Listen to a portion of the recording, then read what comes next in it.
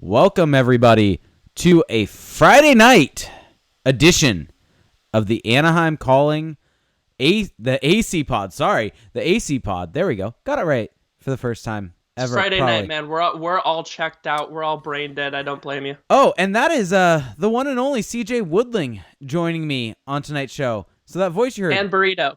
So we're already starting this podcast off in a very jarring way, seeing as it's not Felix talking to everyone. It's me, Jake Rudolph, your good friend. And then we have CJ. CJ, really quickly, I need to get your take on this because it's been a very hot topic on the podcast of late.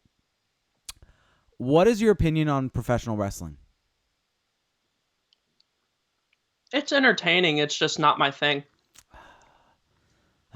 Sorry. I'm gonna convert everybody. I'm gonna convert everybody. So I did go. I actually briefly was into WWE when I was like younger, kind of like in elementary school, and then I got like really into it for like a year in middle school. And I did go to a Monday Night Raw at Honda Center where I saw John Cena, Triple H, and like somebody else do a cage match at the end. That was actually really cool. So that's about the extent of my wrestling experience. Perfect. And then awesome. Good. At some point I'll watch Friday Night SmackDown tonight and enjoy the complete trash that WWE has become.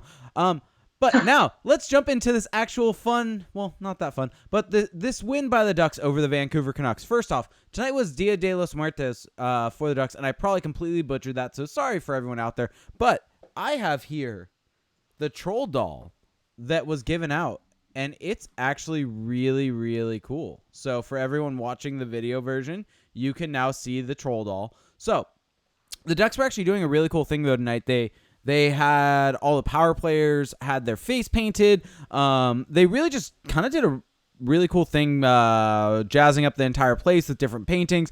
And they had a Spanish broadcast of the game. And this is really the first time I can remember there being a Spanish broadcast for a Ducks game.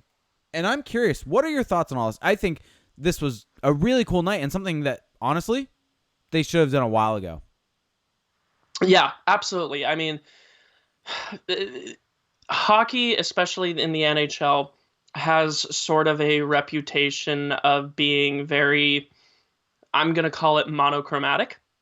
And I think for a lot of good reasons. And so I think it's extremely important to open up new avenues to get new fans into the game, to have the representation for these underrepresented demographics, specifically the Latino community. And what better way to do that than on Dia de los Muertos? So having the Spanish broadcast, especially in Orange County in Southern California, where there's such a heavy Latino population, I thought this was wonderful to have a Spanish language broadcast come in.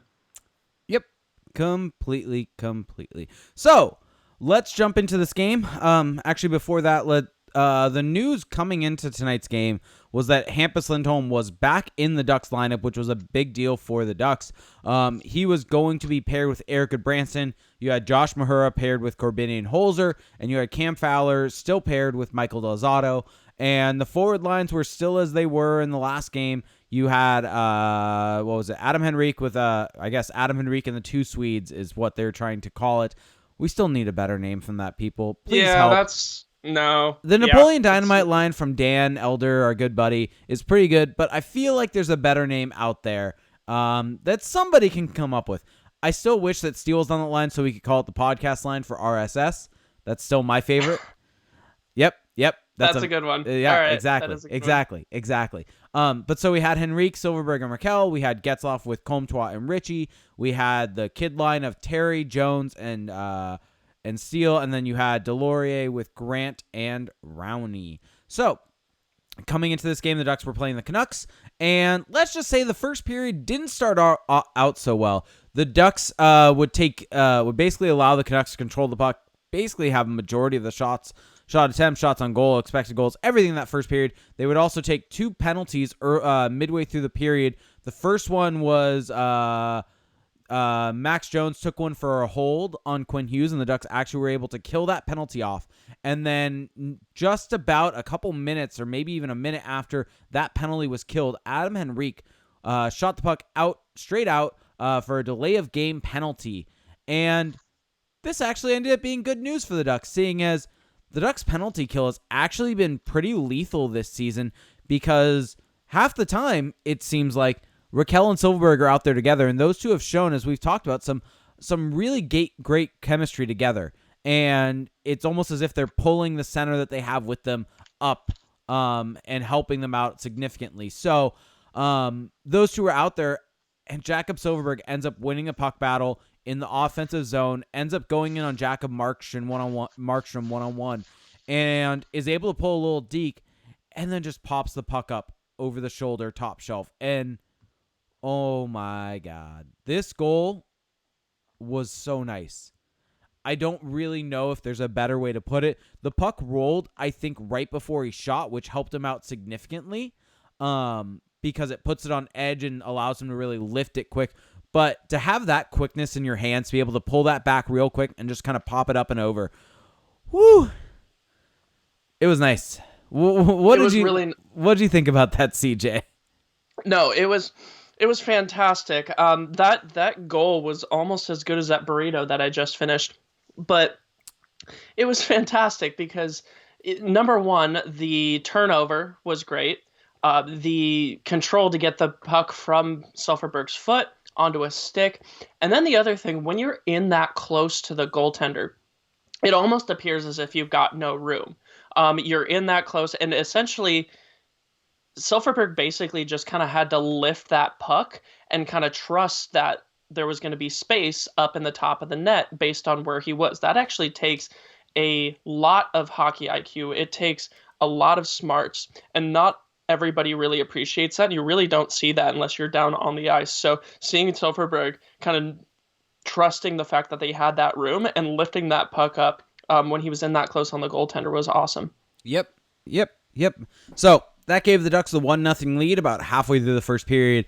And that's really the only positive thing that we can say about this first period. This was not good. The Ducks at 5-on-5. I just want to run through some of these numbers real quick. They had 4 shot attempts. 4. The Ducks took 4 shot attempts at 5-on-5. Not 4 shots on goal, 4 attempts. Yes, and they took 7 shot attempts in all situations. So they directed 7 shots at the net in that first period. That's bad. I mean, 5-on-5, if you only get 4 shots on goal, that's a bad period. They only took 4 shot attempts. They only had 3 shots on goal at 5-on-5 in that first period. Here's, I guess, the only small positive that I guess you can have from that is 2 of the 4 shot attempts were scoring chances. One of those 4 was a high danger chance, but the expected goals for in that first period were 0.19 for the Ducks versus 1.11 for the Canucks. So you can look at that first period, and this is going to be the story of the game, honestly. And the Ducks did not deserve to have a 1-0 lead. The only reason why they were in that position was John Gibson. John Gibson kept them in this game. At this point in time, with the types of chances that they were giving up, the amount of shots that they were giving up, John Gibson was the only reason why that they still had a 1-0 lead, or that they did not allow a goal in that first period. And then the one goal just came on a moment of brilliance from Jakob Silfverberg. Like I said early on in the season, I'm trying to eliminate luck from my vocabulary because that was not a lucky goal per se. It took a lot of skill for Silfverberg. But in terms of one of the 7 shot attempts in total in all situations that period going in is not exactly a sustainable result. It's not something you can expect to be repeated. So not a good period at all. Maybe one of the worst periods that we've seen from this Ducks team this season. I don't know if you would disagree with that, because there were some bad periods against Vegas, but this is up there, to be honest. This I think this is definitely up there. Like the overall worst game in my opinion so far, with some of the just worst overall periods this season, was definitely the Vegas game. I don't think there's going to be too many people who disagree on that, but the first period for Anaheim was just horrendous. And we kind of see the difference here, where the Canucks were putting up the same type of offensive, basically, play and shot driving and play driving that Vegas was in those periods. The main difference was that John Gibson was light years better than he was in that game against Vegas. And that's the difference between Mm-hmm. having an average goalie versus an all-world goalie. So I just have to, I kind of feel sorry for Gibson, man. He was probably sitting there having flashbacks to the middle of last season before Carlisle was fired. Yep, completely. So, moving on to the second period, the trend would kind of continue in that second period, at least in the beginning, where the Canucks were getting the better of the chances, the better of the shots, and then the Ducks would actually get a power play midway through that second period, where Chris Tanev went off for holding Rickard Rakell, and the Ducks would get a power play off of that, and no, they weren't able to score, but they were able to kind of build some momentum with that power play. And then they would eventually take another penalty right afterwards. Discipline was kind of an issue in this game. But the Ducks were able to build upon all of the positive with killing penalty and also kind of build the momentum with the power play. And we're able to get a bunch of shot attempts going towards the Canucks goal. And so that period was much better. The second period was 24 shot attempts, 4 at 5-on-5. So the much better seeing 24 shot attempts and 11 shots on goal. This is all at 5-on-5. 8 scoring chances for, 7 against. 3 high danger chances for, 5 against, 0.77 expected goals for, 0.86 expected goals against. So if you're looking at it more at a 5-on-5, this is a much more even period, and that's what you expect to see from the Ducks. And then moving on to the third period, this was just kind of a period that had no flow. I don't know if you kind of saw it any differently, but there were a lot of penalties in this period. Some of them were legit, some of them not so legit, but it went both ways, so you can't really complain. But it really kind of broke up play a fair amount, and the Canucks would end up scoring halfway through the period, and this was off of a rush up the ice, and you saw, let me find the Canucks player very quickly. Adam Gaudette tried to pass it across ice to Brandon Sutter. Brandon Sutter's the one on the Canucks, right? I'm not going crazy here. Yeah. And ends up finding Corbinian Holzer skate and ends up going in the back of the net. A little bit unlucky there simply because it goes off skate, but that's one of those goals that's going to find the back of the net when you're constantly throwing pucks at the net. You're constantly driving the other team's net. So, yes, you can maybe say that that's not exactly a result that's going to happen that often with with a puck going in off another team's player, but by that same token, the Canucks had a lot of shot attempts. They had 50 shot attempts in this game. And the fact that only one found the back of the net, you could say that isn't exactly something that's going to hold up. So they deserve that goal, to be completely honest. And it was probably a long time coming in that game, to be honest, for the Canucks getting a goal.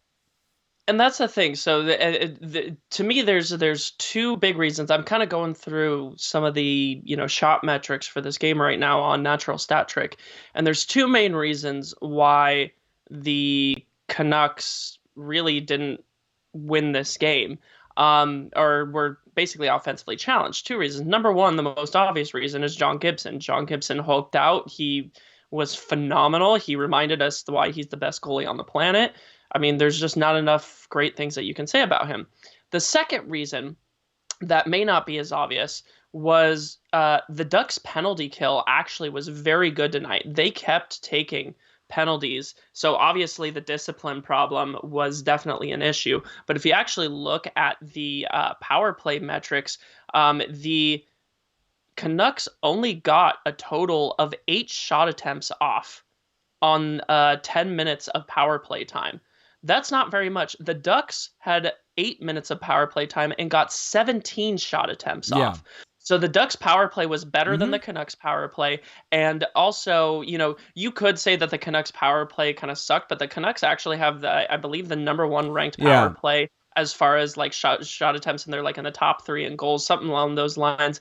And they just did not get it done. And if you kind of marry this with the eye test, as far as what I saw, and I don't know if you would agree with me, Jake, that the Ducks penalty kill was legitimately very good tonight. Yeah, I think so. I think that's pretty fair. And I think that's one thing that we sometimes forget to mention in this conversation, because a lot of what we look at is 5-on-5, and in a way that almost negates any special teams.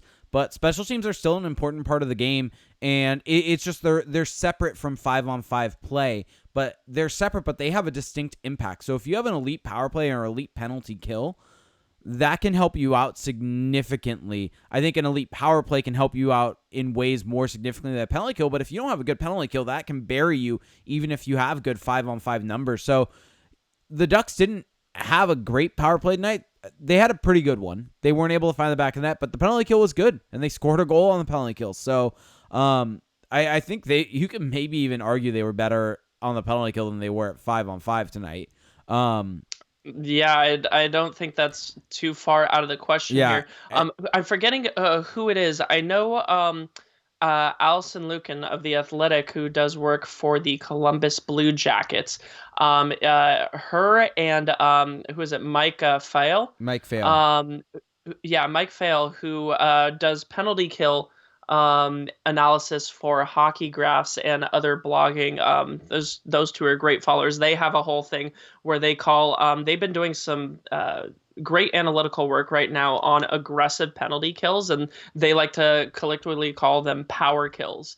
So I think it would be safe to say that the Ducks definitely had something that resembled a power kill going on tonight. Yep. And also, by the way, just so everyone knows, what's on your screen right now is I have Natural Stat Trick up where you can see the game flow. And so you can see just right from the beginning, it was in the Canucks' favor. The Ducks found that little blip in the second period, but eventually kind of went its way down. And when you look at the heat map, it kind of tells you the entire story.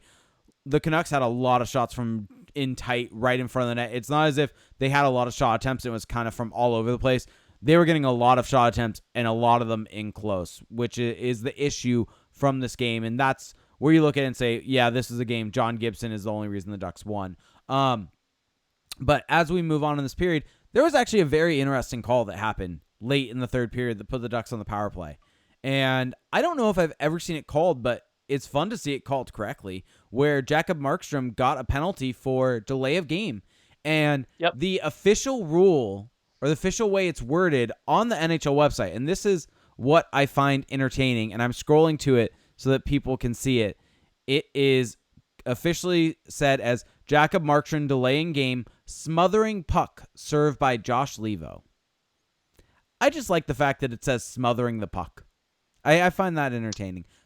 Now it's funny because that rule is, I believe, really more of a judgment call than anything else. Like, there are some guidelines as far as the rule book goes. Like, who was it? One of the Ducks goalies, I don't think it was Gibson, but like 2 or 3 seasons ago, maybe 3 or 4 seasons ago, a Ducks goalie got a penalty for this exact same penalty. They came way out. You know what? It might have been Anton Khudobin, if I'm remembering properly, came like way out, probably like 7 or 8 feet in front of the crease, and tried to smother a puck, and they called a delay of game on him. There has to be like a reasonable closeness to the crease and to the net in order for them to smother it. So here's the official wording. Now, granted, this is actually from last year's rulebook because I couldn't find this year's on quick notice.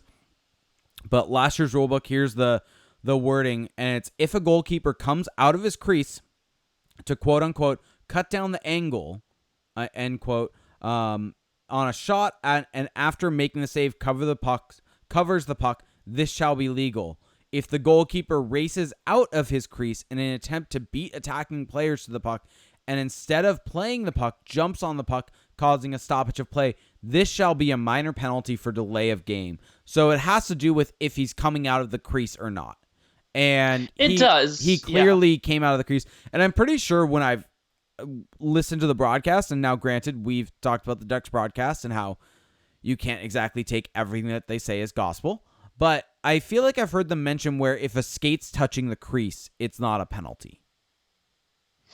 I could see that. I mean, the way the rule is written, as you described it, leaves a lot of room for interpretation. There's not a hard set. That whole like, oh, them going out to try and beat the defender is more of a guideline. Now, I would say that from this penalty, they called it right because he pretty clearly did try to go beat I think it was Max Comtois. Mm-hmm. So I believe they like this definitely falls underneath that, but there is some room for interpretation as far as that rule is written. Yeah, I mean, it's the races out of the crease part that I think makes it clear to me that this was a penalty. The Ducks weren't able to score on that power play. The Canucks came back and almost actually scored, but we're not able to. This game would go to overtime, and we will get in to that very exciting overtime period after this short break. And we are back. So, like I said, the Ducks and Canucks would go to overtime, and the teams would have some chances back and forth, but not a whole lot. Dallas Eakins would then put out a full set of 3 kids. He would put out Sam Steele, Troy Terry, and Josh Mahura. Now, I think a part of that is the fact that this is the first overtime game for the Ducks this season, and I guarantee, had seen all 3 of those out there for a 3-on-3 overtime when he was with the goals. So there is trust there, and he's seen what they can do. But they weren't really able to get a whole lot going and actually allowed some chances against. And Sam Steele was able to get to the bench to make a change for Ryan Getzlaf. Troy Terry was trying to make a change but was not able to get there in time. He comes back in the zone, is gassed, ends up getting the puck behind the net, picks his head up. Getzlaf saw when the puck was turning over. He flew the zone because he saw the Canucks players were trying to make a change. Flew the zone. Terry picks his head up behind the net, just makes a beautiful saucer pass. And at first, you kind of look at it almost like it looks like it's going end over end, so it looks like it's kind of a sloppy pass. You look at it in slow-mo, that thing's flat. That's a perfect pass that may have landed, but Getzlaf does the right thing with the time and space, kind of blocks it down almost like a shortstop, knocking the puck down to his stick, comes into the zone, and for whatever reason, I don't really know, Jakob Markstrom tries to catch Ryan Getzlaf off guard by charging out and tries to do a poke check, and Getzlaf just kind of calmly stick counters around him and buries it in the back of the net. What was Jakob Markstrom thinking on that play? Your guess is as good as mine. I mean, the best guess that I have is that I think you put it well. He tried to catch him off guard. Obviously, he knew that nobody was going to catch up to Getzlaf, that he basically had a clean break. And I think he just wanted to make Getzlaf flinch or kind of panic with him coming out. The problem is that he's Ryan freaking Getzlaf. Exactly. Like, he's seen all of this stuff. We've seen him fake out goalies before. He did it to Ben Bishop very famously in Dallas.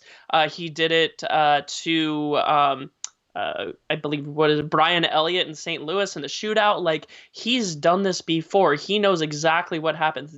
Ryan Getzlaf is one of the worst people in the world to try and surprise with a move like this. Yeah, it was not a smart decision by him, especially when you look at the play again. Getzlaf has his head up at the blue line. It's not as if he knocks it down and is kind of fumbling with it, and Markstrom can kind of come out as he's fumbling with the puck. He just kind of makes a beeline. It's a very poor decision. Getzlaf makes a great play, is able to finish and put the puck in the back of the net, and the Ducks win 2-1 in a game that, honestly, they had no business being in. So, yeah, I mean, we can analyze this in 2 ways, and I think there's 2 ways to look at this, and both are valid. The Ducks won a game, which is important, that they had no business being in, and the points right now, as Felix and I mentioned last time, the points now aren't worth less than the points at the end of the season. They all matter. They all count as 2 points. The thing is, if the Ducks play games like this moving forward, they're not going to win many games. And I think that's the thing. And the important part to talk about with this is that even though, yes, it's great they won. Yes, there's exciting moments. Yes, it was fun to see Getzlaf score that goal, but this was not a good game from this Ducks team.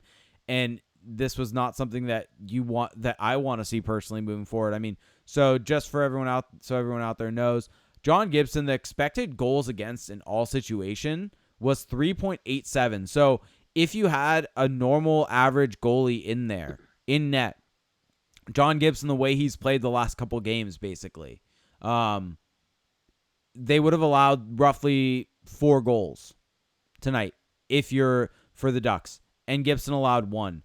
As compared to if we were to look at the Canucks side of it, Jakob Markstrom basically allowed the amount of goals that you would expect him to allow. That was actually at 5-on-5. In all situations, he allowed 2 goals against, and expected goals against were 2.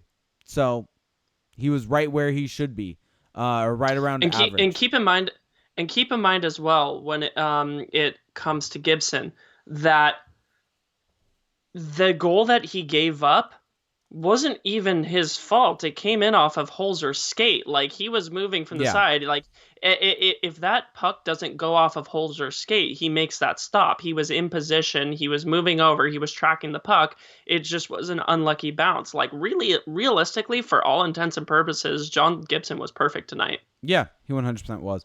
Also, really quickly, I do want to make mention. I forgot to say this. Hashtag Terry's very good. I still think that hashtag's boring. Well, but you know what? It's catching on. Felix is even saying it. Felix is saying it. Yeah. Okay. Fine. Whatever, Felix. Yeah. Exactly. Just get with the program.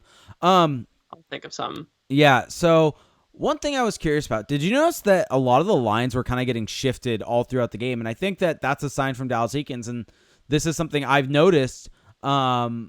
As the season's gone on, and it's pretty easy to notice, but when things aren't going right, he's not afraid to shake things up to try to find something that's working when the team's getting hemmed in their own zone. And you look at minutes on the night, really the only Henrique, Raquel, Silfverberg played 7 minutes at 5-on-5.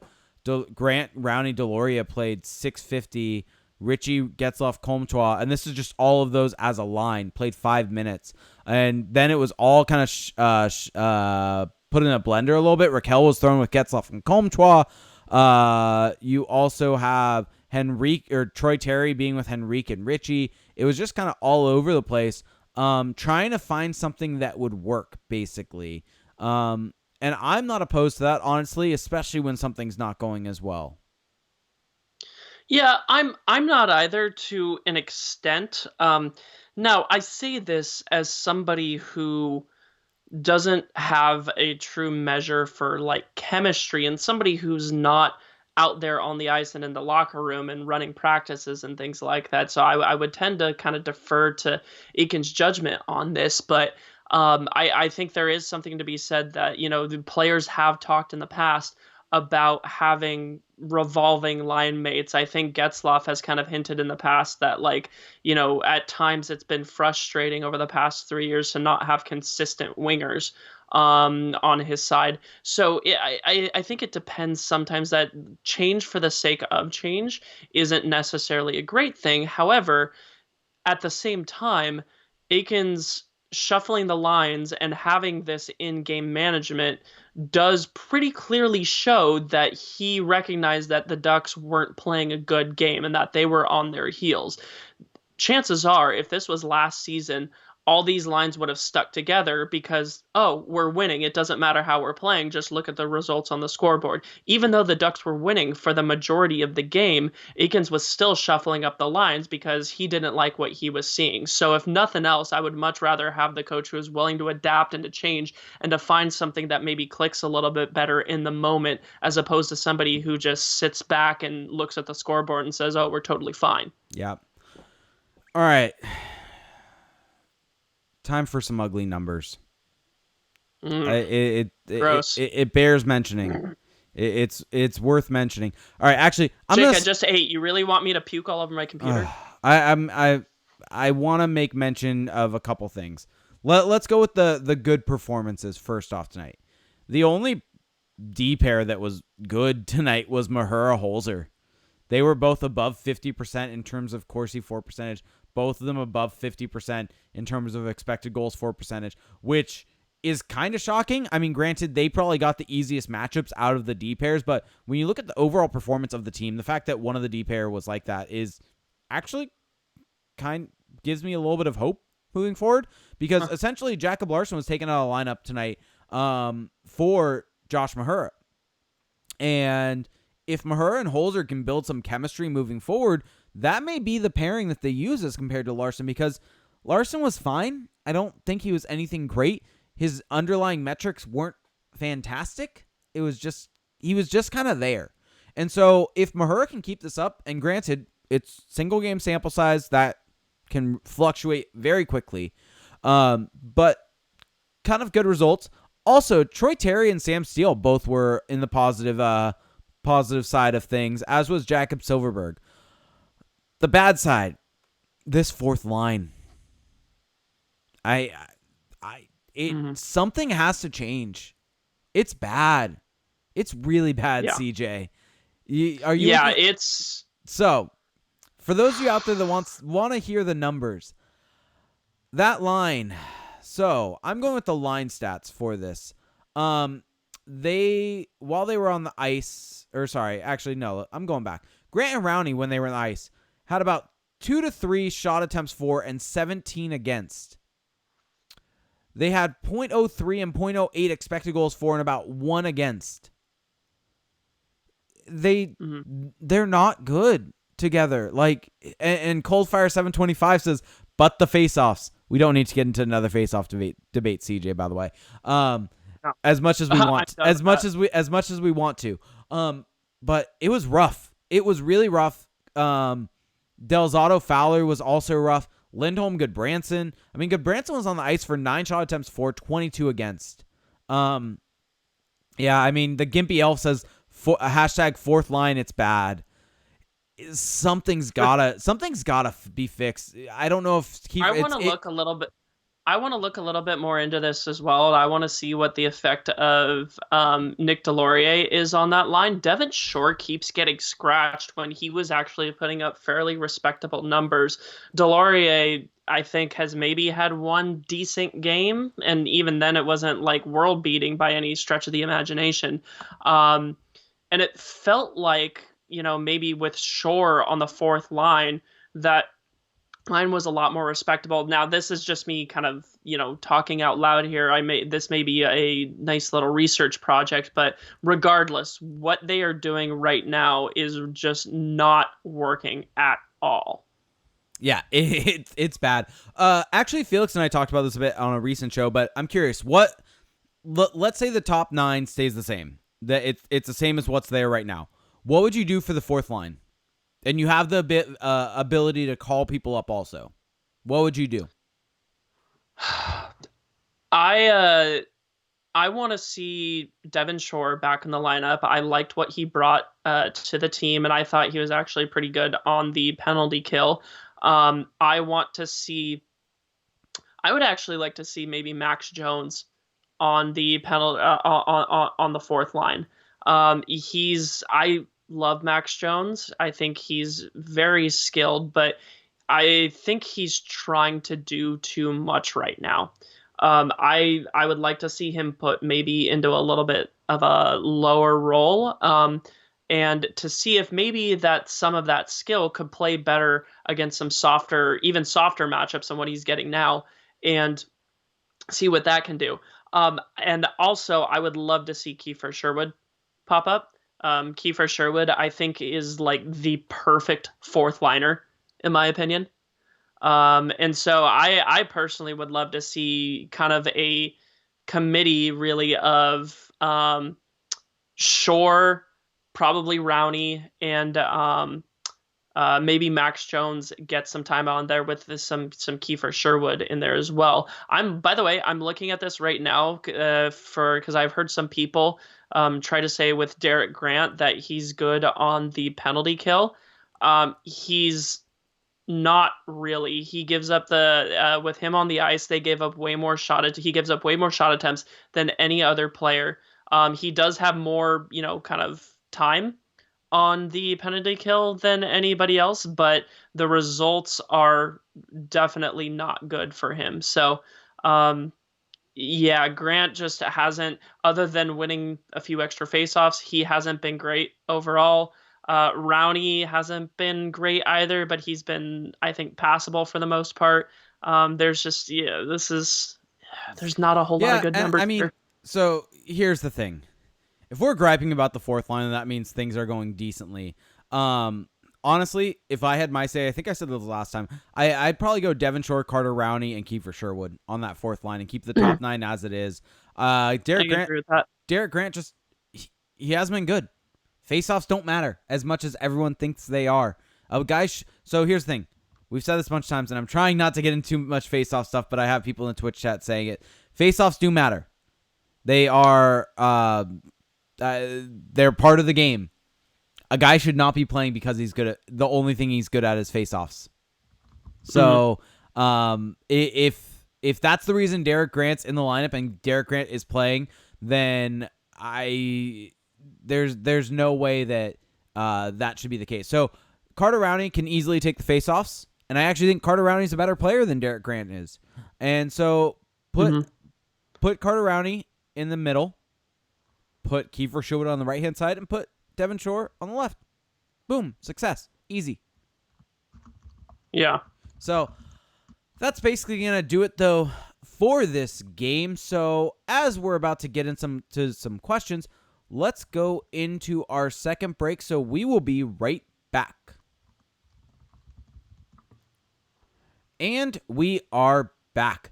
So having gone through this game, what are your kind of overall... Let's wrap up the recap with what are your overall thoughts on this game? What do you think of the homestand so far? Because the Ducks are now 2-0 on the homestand. I believe they're, 6-1 at home? Is that right? 6-1 in total, or am I wrong there? No, you're right, 6-1. Yep. So what are your thoughts on the homestand so far? And overall big picture thoughts on this game? The homestand so far, obviously you're going to take 2 victories, regardless of kind of what happened in the shot metrics and how they played overall. You're never gonna really it's gonna be difficult to complain a ton about 2 wins on a homestand. The Ducks they're comfortable here. They play better at Honda Center. Now, with that being said, this game sucked. Quite honestly, outside of the 2 goals, they were bailed out by John Gibson, and they did have a good penalty kill, but that was really about it. And even if you look at the numbers from the last game, and I'm sure you and Felix went over this, the Ducks' overall kind of shot metrics on last game, despite scoring 7 goals, weren't fantastic. They weren't nearly as bad as this game, and they definitely generated some chances, but they still weren't. They didn't play like the score last time. So it's good that they're picking up some wins. That'll definitely make them feel good. But as you said, this is not sustainable play. One of the reasons why most of us at Anaheim Calling were just, we were yelling about how bad this team was, even when they were winning early on in the season last year, was because they were playing games like this. Now, it hasn't been nearly as bad as last season. This is definitely a team that has shown some improvement and is openly kind of retooling, rebuilding now, as opposed to last season when they were kind of expected to go into the season and make the playoffs. But this is the type of game that you need to nip in the bud really quickly, despite this, because these are the types of games that at some point, much sooner rather than later, you're going to start running into these crazy losing streaks that we saw last year. And nobody wants to go through that again. Yep.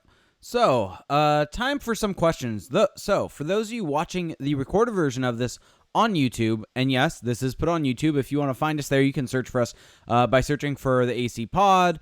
And if you want to subscribe to the channel, like the videos, comment there, we will read the review or read the comments on there and reply. Or if there's anything that needs to be said on the show from the comments, which there is one today, and we'll get to that eventually, that will be taken care of. And also, we do the recorded version of this, obviously, on all your favorite podcast services. But the real fun thing is the live stream. We do a live stream of this show each and every time at twitch.tv/acpod, which is where you can find us doing this stream. And at that website, you can actually support this show in a way that's completely free to you. If you have Amazon Prime, you have Twitch Prime, and you get 1 free Twitch Prime sub each and every month.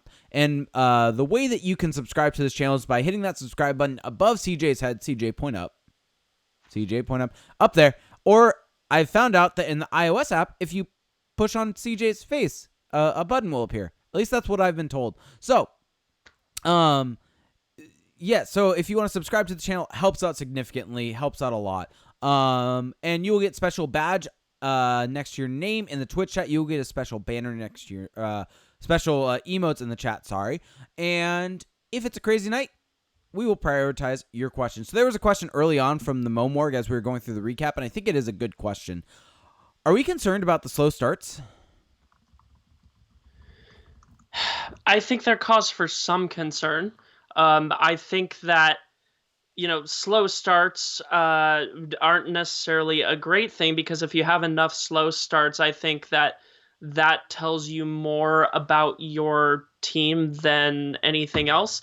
My favorite thing is that people are like, whenever broadcasts cite, the Ducks are, what is it? Something like the Ducks are constantly coming back, or they get off to slow starts, but then they, kind of come back and they fight their way back. Really, what that's telling you is that they may not be that great of a team, because if they're not that great of a team, they're gonna be scored on first more often than a lot of other teams. Yep. So it's one of those situations where I think that paying attention to their starts, especially in a small sample size right now, is overrated. I don't think it's completely useless, but I don't think it tells you a ton, because the overall game matters a lot more than anything else. However, if we do get to a point where it's like December and the Ducks are still, coming out to these really slow starts, that's when we got to start talking about, okay, you know what, there's something going on here that we need to address. I will say it is a slight trend at this point, so it's something to monitor. I don't know if I'm concerned about it yet. And it's one of those things that, like I said, we'll just have to monitor and see if it keeps happening. I think by Thanksgiving is when I would be concerned about it. So, we have a question from George. Our good friend said, and also, well wishes to George as he's resting up and getting better. Said, who the heck set up the ofrenda of Randy at Honda Center tonight? This was definitely a throwback to when Randy was the coach. But a more relevant and serious question said, is it time to send Max Jones back to San Diego? By the way, Jake, do you know what an ofrenda is? I had to Google it. Okay, there you go. It's very fitting for Dia de los Muertos. Way to go, Georgie. Yeah, I did not know I had to Google it. So, yeah, thanks for calling me out there. Wow. Yep. Good friend there. I got you. Good friend. Oh, you should be used to this by now. As far as sending Jones to San Diego, I don't necessarily know yet, because I love his skill set. Like, he's great on the boards. He's got fantastic edge work. He's got some good deking skills. However, there comes a point where, and I kind of mentioned this in the chat, if you're in the Twitch chat, you saw this, Jones, to me, is almost playing like he thinks he's Connor McDavid. Now, I don't think he's like actively sitting here thinking that he's like one of the best, hockey players on the planet. Please elaborate there, because I'm very confused by that statement. But so the thing is that what I'm seeing, and this is just my kind of personal eye test, Max Jones is trying way too hard to basically deke his way through defenders, instead of trying to set up plays, instead of trying to just get the shots on net and get a shot attempt when he can. He's trying to create these amazing, highlight reel deking goals, which are always fun.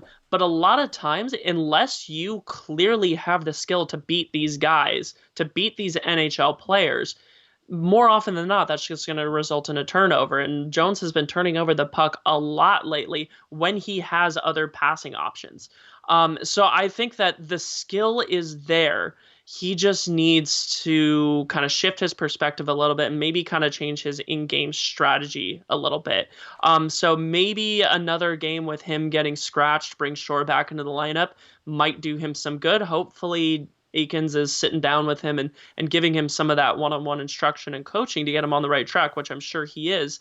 But I don't think it's quite time to send him down yet, but it's certainly something that, we need to start thinking about. Well, here's the big question, and this is something I don't think you mentioned, but I think it's important here. Andre Kosh is probably going to come back within this homestand, and that will take up that will move Max Comtois back to the left side from the right side. So what happens? Do they want Jones in the on a fourth line? Do they want him in San Diego? Do they want Comtois in San Diego? Because I think at the end of the day, it's going to be one of those two will be sent down. So I don't know Yep. if you agree or disagree with that, but which one of those two do you think will be sent down? Because I think that's going to happen. Let me put it this way. If you asked me, if Bob Murray came to me and said, CJ, we're going to pay you to make this decision, which they would never do. But if they did, I would probably make the choice between the two to send Max Jones down. I personally have been more impressed with Comtois than Jones. I disagree. Not so. Fight me. It's not It's not a situation of I disagree with that. Comtois has been worse than Max Jones. I don't think I necessarily agree with that. Actually, I think Comtois has been better than Jones. But I think the main reason is that I think Comtois can get more out of being sent down. I think Jones needs. I think being on the NHL roster is better for Jones long term than it is Comtois, and I think that's the main point there. And it also depends on. I mean, maybe. I think maybe that's my own thought process. I think what's going to happen is probably Jones is going to be sent down. I think that they like Comtois playing with Getzlaf, so I think that could stay a thing, and that is why Comtois will stay up in the lineup. But I think Comtois has been better, but I think that if you're trying to look at career trajectory, I think having Jones up may be better long-term than having Comtois up, because I think Comtois can get something out of the playing with the goals. I'm not sure if Jones gains as much. You get what I'm saying? And that's where I disagree. I get what you're saying, but I still disagree with that because realistically, what you're talking about here, what is it? Jones and Comtois have a career difference of something like 30 career games, right? Like that's not enough to say that, oh, Jones isn't going to gain anything more from going down to San Diego. He's still only 21 years old. Comtois 20. You're talking a year difference between the two, which at that age can have some significant development stuff. But when it comes to actual experience in the NHL versus Jones obviously has more AHL experience, but at a certain point, it's about sending a message based on what their play is. And Jones could still, at least in my opinion, benefit from some time down there. So that's just my whole thought process. And here's the thing too, I don't think there's a wrong answer to that question. I think one of Jones or Comtois is going to get set down, and neither one's the wrong answer. It's a good problem to have. Like at the end of the day, that means you have talented guys when we're having to have a conversation about which one deserves to stay up and which one should be sent down. And it's an actual debate that has to be had because both have been doing pretty well in the NHL. And so it's definitely a good problem to have. So we have this question that came from Kempafu, said, how pissed do we think Dallas Eakins is right now? He won an offensive hard-to-play against team, and we were 30-10 shots on goal in 2 periods in this game. I'm sure he's not happy with this. And I'm sure he's trying things, and I think we've seen that with his lineup construction lately, that he's trying to get this team going from an offensive perspective. But at the same time, you kind of do have to realize the product on the ice. This is a situation where, and remember, we were very much the kind of leaders of the Randy Carlyle shouldn't be coaching the Anaheim Ducks train because of these reasons, right? Last season. But at the same time, the Ducks had theoretically what should have been better talent out there. They should have played better. They weren't necessarily going to be world beaters, but it's a situation of the Ducks roster and the skill level they have throughout the lineup and coaching. It's not one or the other. Both are in at play, and you can debate whether how much of an effect they have going on here. But keep in mind, there's been a ton of roster turnover this year. There are kids who have potential, who have shown flashes of potential, but they're still not world beaters. They're still not blue chip prospects. Their roster play is at stake here. And so do I think Dallas Eakins could be getting more out of this team from an offensive standpoint? I think he could, and I think he's trying. And as we get a bit of a larger sample size, we're approaching the 20-game mark. We'll see, but go ahead. Oh, sorry. I was letting you really finish. Want to say something? Yeah, no, I did really want to say something. No, what I want to say is it comes down back to this thing that I can remember Jeff Merrick would say a bunch on Merrick versus Wyshynski, which was, is it an issue of coaching or composition? And I think last year you look at the roster, that was an issue of coaching. I think I look at the roster this year. It's not an either or though. That's the thing. The two aren't mutually exclusive. They're not.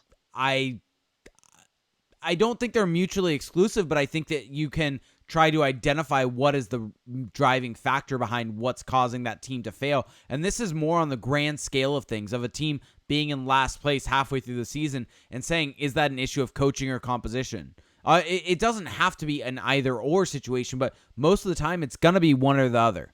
It's going to be, is this team just simply not good enough and the coach is just kind of stuck? Or is the coach bad?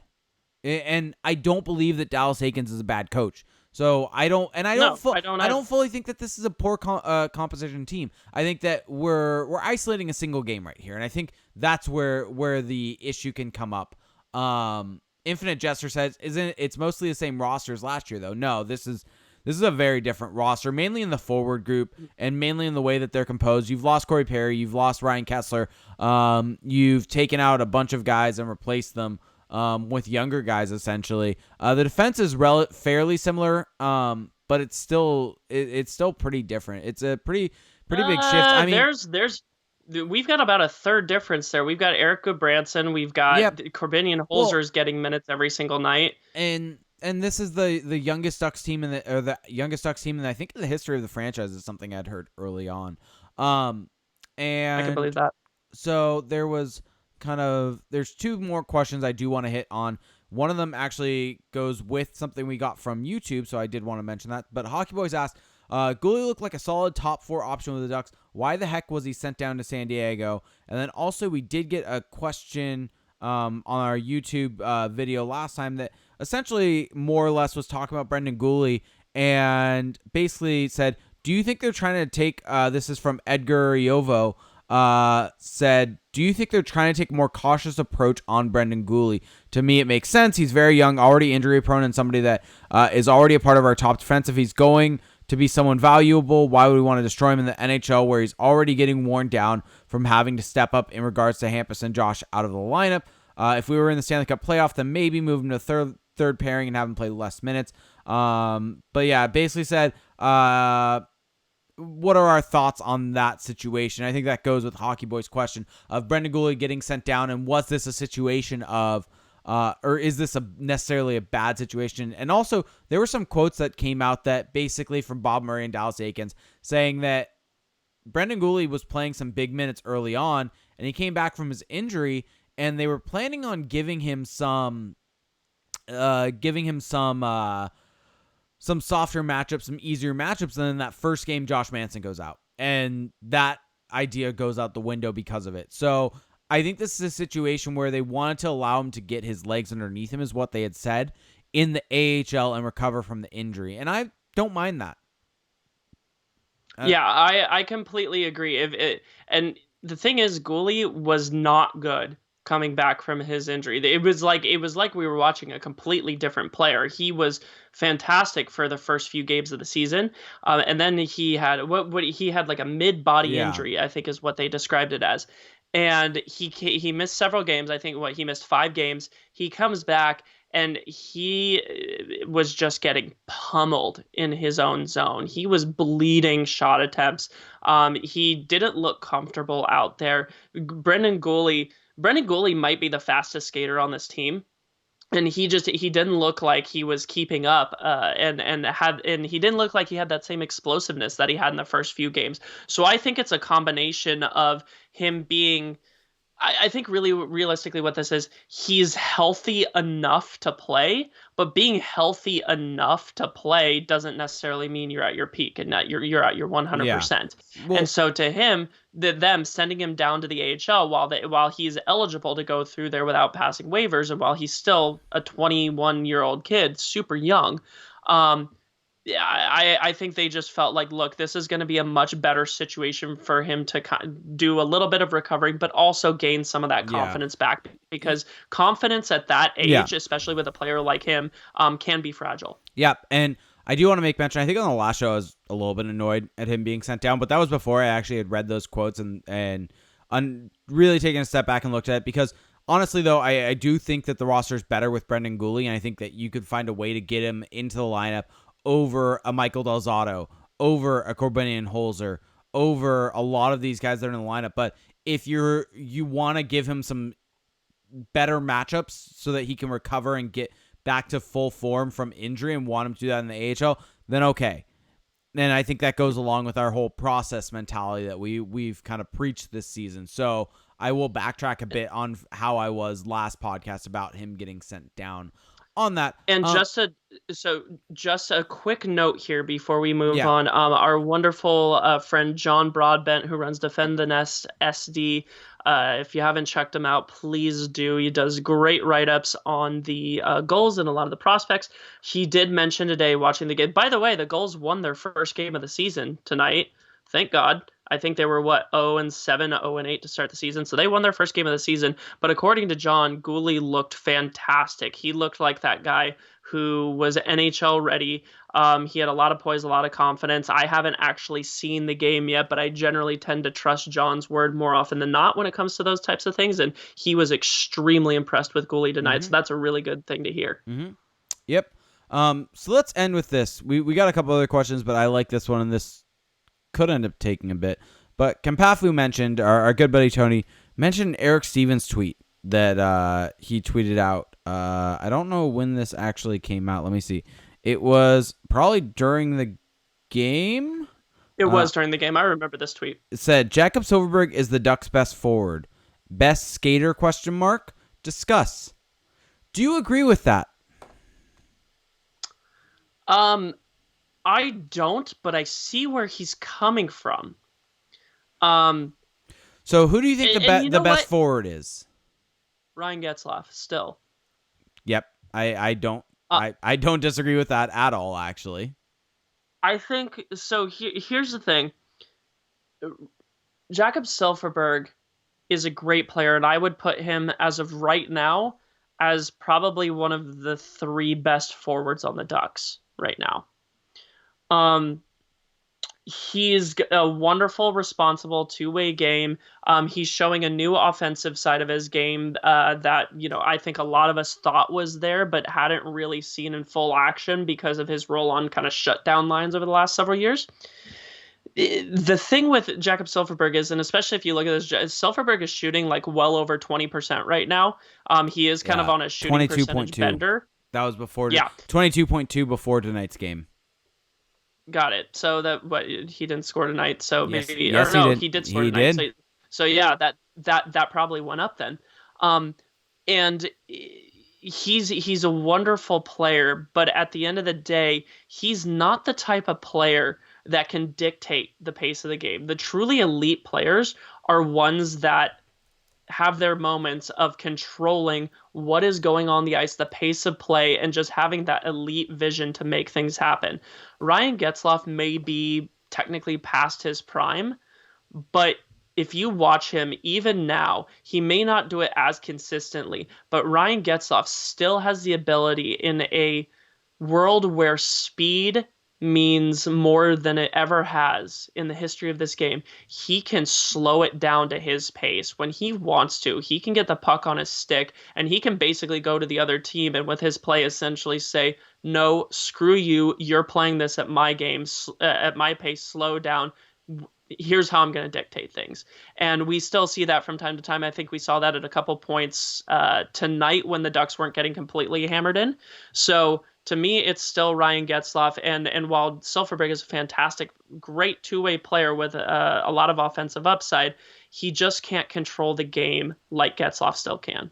Yep, and it's funny. Time Twitch in our Twitch chat says the thing with Silfverberg is that he's a good. Well, he said okay, but I'll change that to good second liner. I think that's fair because I think that's accurate. A top line, first line player is one that can dominate and take over a game, and that's Ryan Getzlaf, and I think that's still Ryan Getzlaf. Just some interesting numbers that I'm looking at Hockey Reference right now, just basic kind of numbers. Ryan Getzlaf, currently second on the team in shots on goal with 35. Ricard Raquel is at 37. Silfverberg only has 27 shots on goal, actually. Getzlaf is going to everybody right now, giving it like a giant middle finger to everybody who's been telling him to shoot more all these years. He's shot the puck a lot this season. very And what's fantastic is that he's right at about his career average for shooting percentage too. So it's not like this is he's high. pace. He's high. Where is he now? He's at 17%. Oh well, crap. He was at 11 something percent last time. He's been at 17% for a couple games now because Felix the moral of the story: never listen to CJ. Felix and I talked about this a little bit ago about whether it was sustainable and different things. The one thing he's doing is scoring on the power play, and that's something he hasn't really ever done that much. I will say this: I think Ryan Getzlaf is still the best forward on the team. I think I might make the argument that Rickard Rakell is a better forward than Jakob Silfverberg.